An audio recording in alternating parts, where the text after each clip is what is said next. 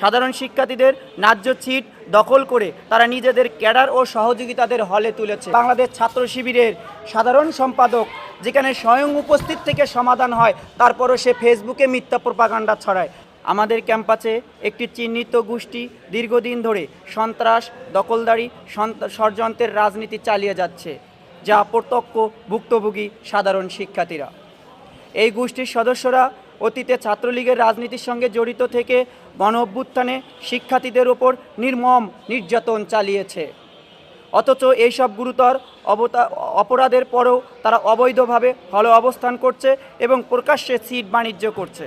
সাধারণ শিক্ষার্থীদের ন্যায্য সিট দখল করে তারা নিজেদের ক্যাডার ও সহযোগিতাদের হলে তুলেছে, যার প্রমাণস্বরূপ আমরা দেখতে পাচ্ছি আমাদের একজন সাধারণ শিক্ষার্থী উপস্থিত রয়েছেন, তার ব্যাগ এবং কাপড় নিয়ে তিনি এখন হলে থাকতে পাচ্ছেন না। এর থেকেও ভয়াবহ বিষয় হলো সাধারণ শিক্ষার্থীদের জোরপূর্বক নামিয়ে দিয়ে গোপনে শিবির, সাবেক ছাত্রলীগের সাথে সংশ্লিষ্ট সন্ত্রাসীদের হলে উঠানো হয়েছে।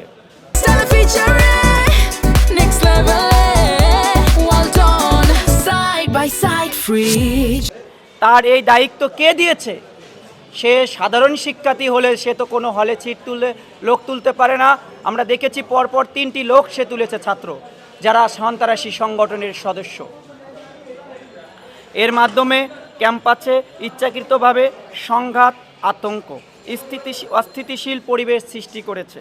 সাধারণ শিক্ষার্থীদের অভিযোগ ও অনুরোধে আমরা শান্তিপূর্ণভাবে বিষয়টি জানতে গেলে আমাদের ওপর পরিকল্পিতভাবে মব সৃষ্টি করা হয়।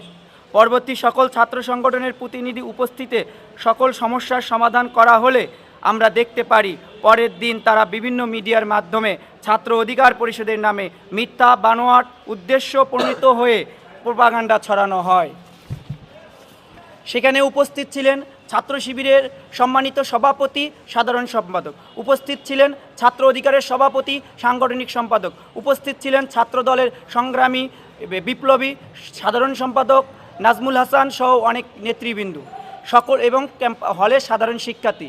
সেই উপস্থিতির মধ্য দিয়ে সকল সমস্যার সমাধান হওয়ার পরও আমরা দেখতে পারি বাংলাদেশ ছাত্র শিবিরের সাধারণ সম্পাদক যেখানে স্বয়ং উপস্থিত থেকে সমাধান হয়, তারপরও সে ফেসবুকে মিথ্যা প্রপাগান্ডা ছড়ায়।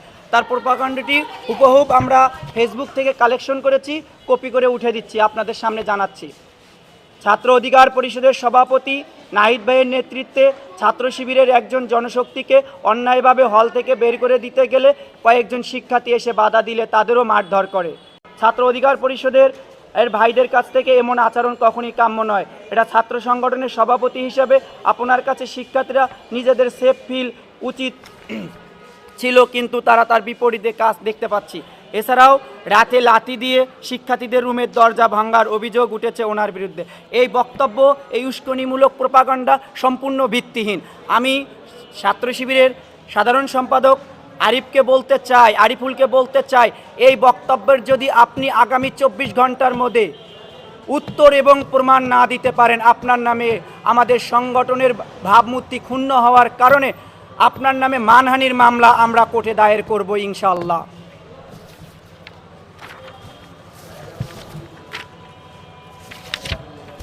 সংগঠনের ভাবমূর্তি ক্ষুণ্ণ করতে সামাজিক যোগাযোগের মাধ্যমকে অস্ত্র হিসেবে ব্যবহার করা হচ্ছে। এখানে তারা থেমে থাকেনি। আমাদের সংগঠনের দায়িত্বশীল নেতাকর্মীর বিরুদ্ধে সম্পূর্ণ মিথ্যা, ভিত্তিহীন, মানহানিকর অপবাদ দেওয়া হচ্ছে, যা একমাত্র উদ্দেশ্য হলো ছাত্র অধিকার পরিষদের অবস্থানকে দুর্বল করা এবং ঐক্য ভাঙা। এখানে মব সৃষ্টি করার পিছনে সবচেয়ে বড় যে হাতিয়ার, সে হচ্ছে ছাত্র শিবিরের সাধারণ সম্পাদক আরিফ হোসেন।